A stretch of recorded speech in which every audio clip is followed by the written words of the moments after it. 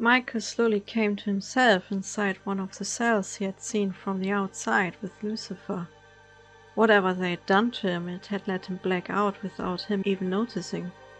A chain from his right foot shackled him to the wall. Each time he strained the chain, the symbols on it would glow until the metal was heated up to the point of turning white, burning his ankle in the process. With his legs still shaking, the angel got up to look around. Gabriel was sitting in the cell opposite of him. Lucifer he couldn't see. It seemed his brother at least had escaped. Michael hoped he would find a way to help him, preferably before the cold would slit his own throat.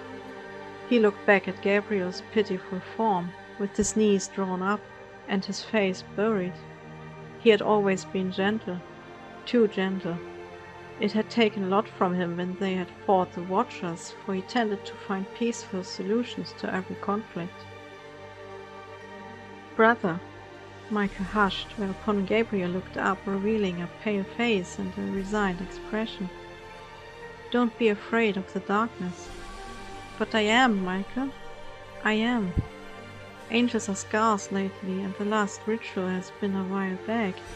They will soon come for me." It pained Michael how his brother trembled in front of his impending doom. Angels fell or were imprisoned, but none of them had ever died in the past. His brother was afraid of the dark abyss in which only oblivion resided, and it would have been a lie to say that he himself did not feel a cold hand grip his heart upon the thought. Death on the battlefield would have been swift and unforeseen in the fray, but sitting in a cell, being able to imagine what it might feel like, what it might be like after death, it was torture of the worst kind, inducing dread in every sentient being. "Do you think," Gabriel started again, barely keeping his voice steady, "do you think there's an afterlife for us? I mean, we do have souls, don't we?" I don't know," the angel confessed with a heavy heart, "but we are creations inheriting the spark of existence." He added more optimistically, causing Gabriel's eyes to show a hint of hope. "I don't think we will just disappear."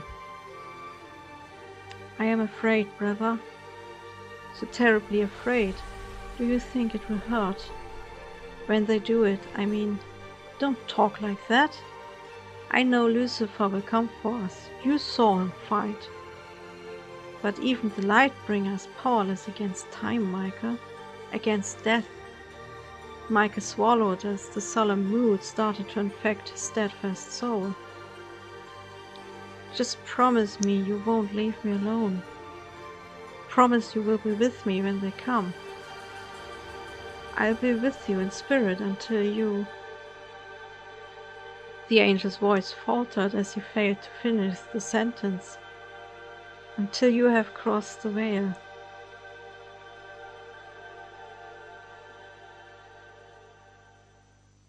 Gabriel had been right. Not much time passed until two robed figures came with the key. None of them were the men he'd encountered before. Their movements were jerky and heavy, as if they still had to get comfortable with using their bodies. The one with the key extended a slender hand with unnatural long, clawed fingers. Gabriel pressed himself into the farthest corner of his cell, although he certainly knew how senseless it was. "No," he whispered as the figures took him by the arms with inhuman strength. "Let him go," Michael suddenly called out in protective anger. When the figures ignored him, he repeated the attempt to save his brother. "Take me, you hear me? Take me!" he said again and again, straining his chain until the pain blurred his vision. But they kept ignoring him, leading the paralyzed Gabriel into the dark hall with the altar. Upon entering, the messenger angel must have seen something that encouraged him to struggle with all the strength that inhabited him. "Let me go!" Michael could hear the desperate voice of his brother, together with the violent flapping of wings. The sound of breaking bones echoed twice, whereupon Gabriel cried out and the flapping ceased abruptly. Michael could hear the angel struggle again in his frenzy as the man in robes strapped him to the altar with the rattling chains. Another scream of agony sounded and mixed with the faint sizzling. The smell of burnt flesh reached the archangel, causing new anger to rise up. The chains kept clinking as Gabriel, probably winding and twisting, tried to free himself. "I am with you, brother," Michael called towards the other room, with the tears already forming in his eyes. His heart felt like bleeding as he sensed the other angel's distress, and he sank to his knees as the pain became unbearable. A chant of a dozen voices rose slowly, drowning out Gabriel's calls and whimpers. They chanted something in Enochian, but the words seemed to be in a strange dialect, making them sound vague, and the language itself seemed tainted to the angel's ears. Michael had no idea what they were saying, but it sent a shiver down his spine. Never before had he felt dread like that, ancient and twisted. It took hours for them to finish the ritual. All the while Gabriel's sounds of agony grew weaker and weaker, causing the torment to explode in Michael's soul. When it was finally over, he could hear nothing but the trickling of water, dripping from somewhere into a bowl. He knew it wasn't water. Still he prevented himself from imagining the sight of the dead seraphim, only with his brother's lifeless broken body in its place, still chained to the table and staring into nothingness. The clanking of the barred doors around brought Michael out of his catatonic state he had fallen into after witnessing his brother's demise. He heard the shuffle of light feet that couldn't have come from the strange robed creatures. When the clank sounded again, he waited for the heavy footfalls to subside before speaking. "Is anyone there?" "Yes," the soft voice of a woman answered. "I told you to stay in heaven.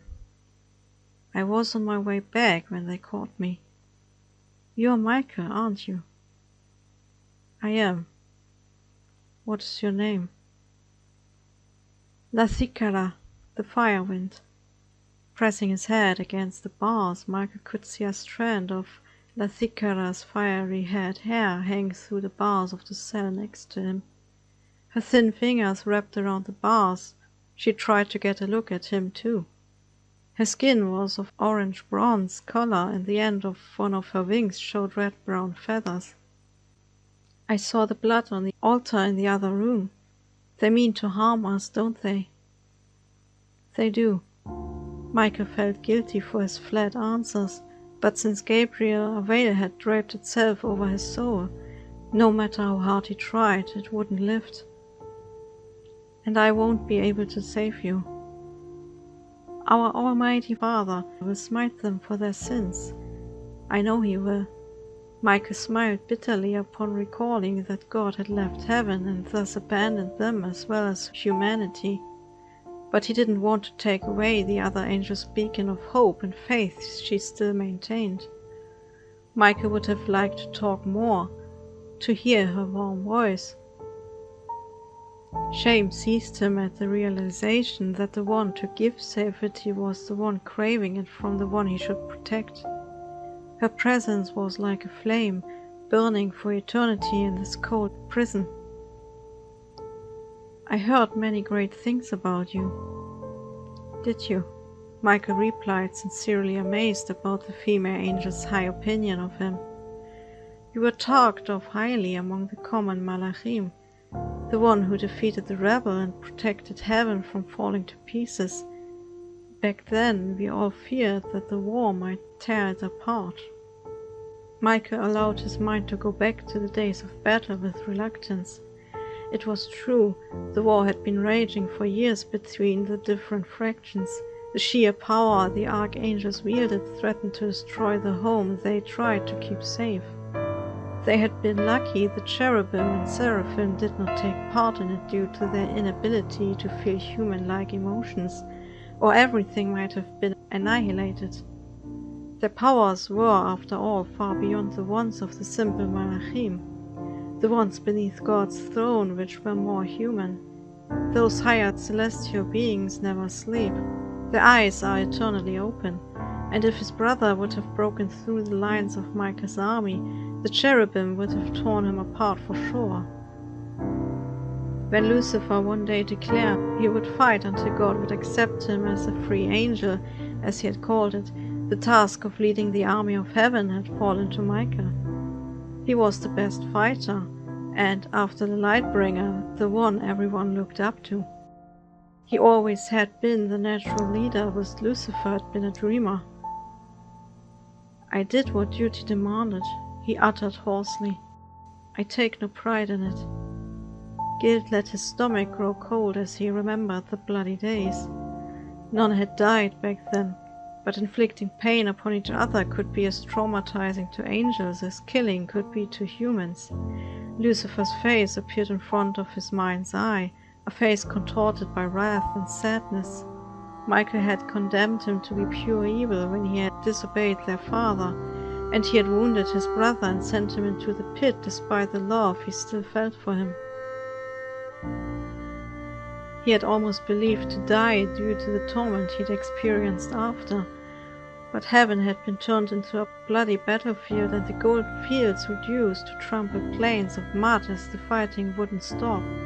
It had taken eons for the white silver forests to heal from the scars the rebellion had left, and the vast green ocean had never fully reverted to its deep emerald color after the blood had turned it dark like a swamp. He hadn't had any choice. His loyalty lay with his home and the thousands of innocent angels his brother's selfish actions had threatened to endanger. That they said too. La Caela continued. Her soft voice never wavered as she kept admiring him. Michael never knew the common Malachi viewed him as a hero. They say you grew grim and quiet, although you once often laughed cheerfully with your now fallen brother. Life feels awfully empty without him. There was nothing to be happy about. I had many friends amongst the ones who fell. Michael replied, forcing the words past the lump in his throat. "I'm sorry you suffered." The war was terrible. A doleful tone betrayed her contentment, indicating that she too had lost friends. "You weren't a healer, were you?" "No. I was a vanguard, unleashing the storms of cleansing fire to burn our enemy's cover." "You are from the southwest, then?" It was more a statement than a question, for Michael knew heaven's every corner from the times he'd raced across the skies with Lucifer. "Yes." La Caela's voice carried a hint of dreaminess at the mention of her home. "There are not many thick forests, but the bushes and grasslands are of a beautiful red-golden color. They look like fire when the sun rises in the morning and glow when the night prevails." "What does your home look like?" she asked after remaining silent, seemingly indulging in the memory of her home lying in front of her. "Do all archangels reside in a city made of blue stone, representing every shade of the color there is?" "We do," Michael answered as a sudden warmth filled him. He saw the city in front of him as clear as day. Each archangel has his or her own tower suited to our personal needs. They are placed in a circular fashion throughout the city. Even Lucifer's tower still stands there, abandoned since the day he declared war. God had almost torn it down as a reminder of disobedience, but Michael had implored him not to, for the angels' own sake, and often he had sat in Lucifer's premises weeping and mourning, because their father had allowed him to keep the memory, but forbidden him to ever visit the devil. Some day the wonderfully dark blue tower had turned into a deep violet.